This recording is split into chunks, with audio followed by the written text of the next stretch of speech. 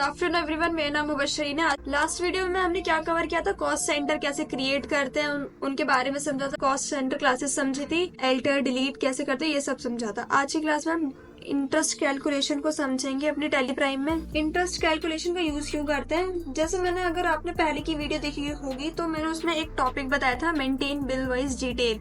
तो maintain bill wise detail में हमने करा क्या था कि अगर कोई कस्टमर या सप्लायर है अपने टाइम पीरियड तक आपको अगर पेमेंट नहीं करता है, तब उसमें उस 20 एक जो भी टाइम पीरियड था उसके बाद, टाइम पीरियड कंप्लीट होने के बाद उसमें इंटरेस्ट लगा सकते थे और उन्हें डेबिट नोट और क्रेडिट नोट इशू करते थे कि उन्हें पता चल जाए कि आपका टाइम पीरियड पूरा हो गया है, आपकी जो पेमेंट आएगी अब पेमेंट में इंटरेस्ट लगना शुरू हो गया है, तो आप पेमेंट इंटरेस्ट के साथ देंगे। वो हमने सीखा था कि उस मेंटेन बिल वाइज डिटेल को कैसे यूज करते हैं, कहाँ से ऑन किया था। और इसका यूज इंटरेस्ट कैलकुलेशन के लिए भी यूज किया जाता है कि हम इसमें इंटरेस्ट कैलकुलेट करते हैं कि अगर कस्टमर अपना पेमेंट टाइम लाइन के अकॉर्डिंग नहीं देता है तो उसमें इंटरेस्ट लगना शुरू स्टार्ट हो जाएगा। उसके क्या प्रोसीजर होते हैं, कितना इंटरेस्ट लगेगा, कौन मतलब डे बाय लगेगा या आफ्टर स्टार्टिंग से ही लग जाएगा, तो वो हम इंटरेस्ट कैलकुलेशन में समझेंगे। तो पहले वो फीचर देख लो ऑन कैसे होएगा।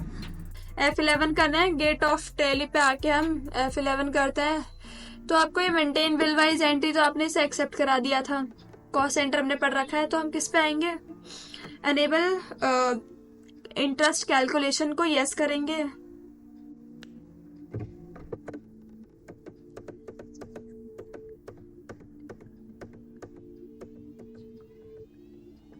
फिर इसे एक्सेप्ट करा लेंगे।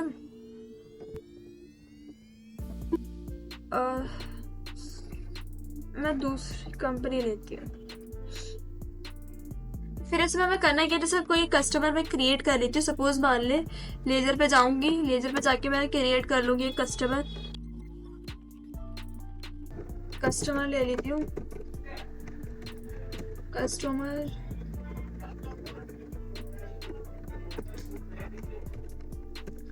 ए ले लिया मैंने।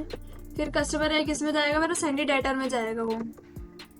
फिर मेंटेन बिल वाइज बिल को यस करना है, फिर उसका टाइम पीरियड देना, जैसे 15 दिन दे दी थी, 15 दिन बाद अगर उसने पेमेंट नहीं दी तो उस पर इंटरेस्ट लगेगा।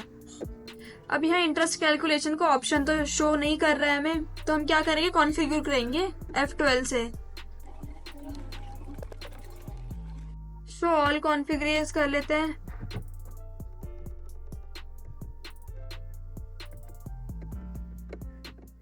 फिर ये यस हो रखा है। नॉन ट्रेडिंग अकाउंट्स को भी यस कर देते हैं। प्रोवाइड क्रेडिट लिमिट को हम यस करेंगे। या इंटरेस्ट कैलकुलेशन एक्सेप्ट कराती हूँ, अब आना चाहिए इसमें इंटरेस्ट कैलकुलेशन को ऑप्शन है, एक बार एक्सेप्ट करके देखते हैं हमसे पूछेगा कि नहीं।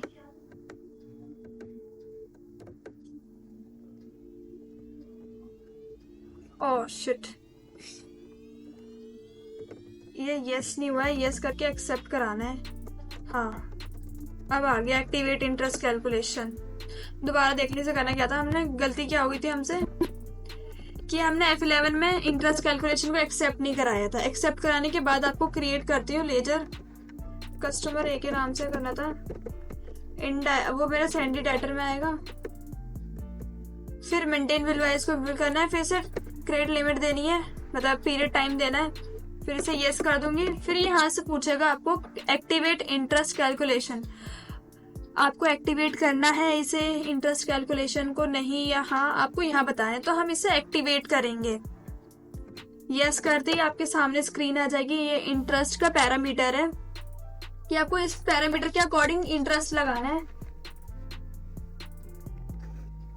अब ये जो calculate interest transaction bye transaction, मतलब जितनी भी ट्रांजैक्शन होती रहेंगे उसके अकॉर्डिंग आपको करना, तो आप इसे यस करेंगे। इंटरेस्ट ट्रांजैक्शन के अकॉर्डिंग होती है। Override parameter for each transaction, इसमें दो ऑप्शन, मतलब आपको अगर करना है तो कर सकते हैं, अदरवाइज आपके ऊपर है।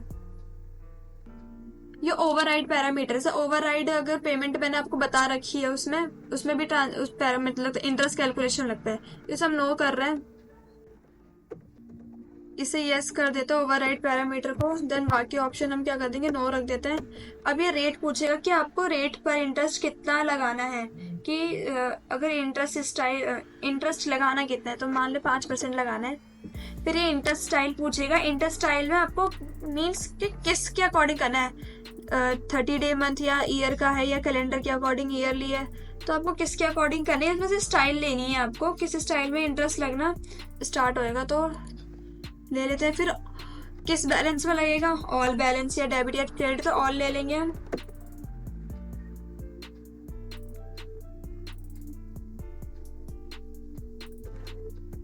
एक बार दोबारा देख लें।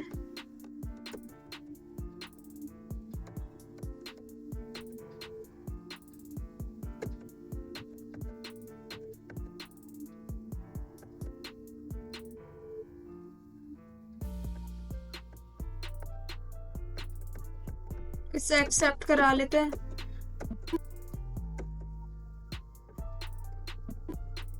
आई होप आपको इतना समझ में आ गया होगा। मैं 2-3 लेजर और बना लेती हूँ, उनकी कॉन्फ़िगरेशन दे देती हूँ। सप्लायर की बना लेती हूँ। सप्लायर है वो क्रेडिटर में आ जाएगा। फिर इसे भी यस करना है, 15 दिन की लिमिट दी है इसे। चेक यस करेंगे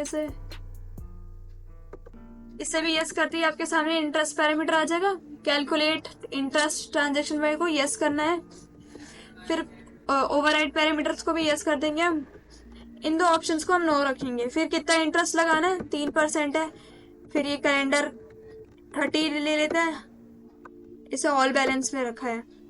फिर एक्सेप्ट।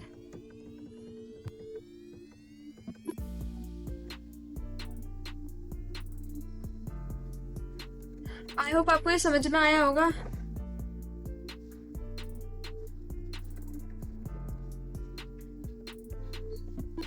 इनसे अनेबल कैसे करना है, F11 करेंगे। F11 में आपको इंटरेस्ट कैलकुलेशन लगेगा।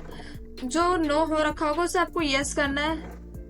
फिर एक्सेप्ट कराने के बाद आपको लेजर क्रिएट करना है, जैसे मैंने अभी किया है, लेजर कस्टमर और सप्लायर का। और जो भी इंटरेस्ट कैलकुलेशन लगता है उसकी एंट्री हम कैसे करते हैं, और इंटरेस्ट कैलकुलेशन लगने के बाद उसे डेबिट नोट और क्रेडिट नोट कैसे इशू करेंगे, हम वो देखेंगे। इसमें एक ऑप्शन नहीं पूछा है हमसे, इसे कॉन्फ़िगर रहते हैं कि अगर इनवॉइस लेती हूँ तो उसमें भी आपसे ये पूछेगा इंटरेस्ट इनवॉइस करके लगाना है कि नहीं। तो मैं एक बार वो देख लेती हूँ है कि नहीं इसमें ऑप्शन। ये प्रोवाइड इंटरेस्ट कैलकुलेशन का ऑप्शन तो दिख रहा है, इसे यस कर रखा है, तो हमारे पास नहीं है, इसे एक्सेप्ट करा देते हैं। एक्सेप्ट करा रहे तो कोई नहीं। नेक्स्ट वीडियो में देखेंगे कि इसकी इंटरेस्ट कैलकुलेशन की हम एंट्रीज कैसे करते हैं, और उसको जो इंटरेस्ट कैलकुलेशन लगता है उसकी पेमेंट कैसे करनी है वो जानेंगे। आज की वीडियो के लिए इतना ही। Thanks for watching. वीडियो अच्छी लगी हो तो लाइक एंड सब्सक्राइब करें। इस वीडियो के बारे में आपकी क्या राय है, हमें नीचे कमेंट सेक्शन में बताएं। वीडियो को अपने दोस्तों के साथ शेयर करें। कृपया चैनल को सब्सक्राइब करें। धन्यवाद।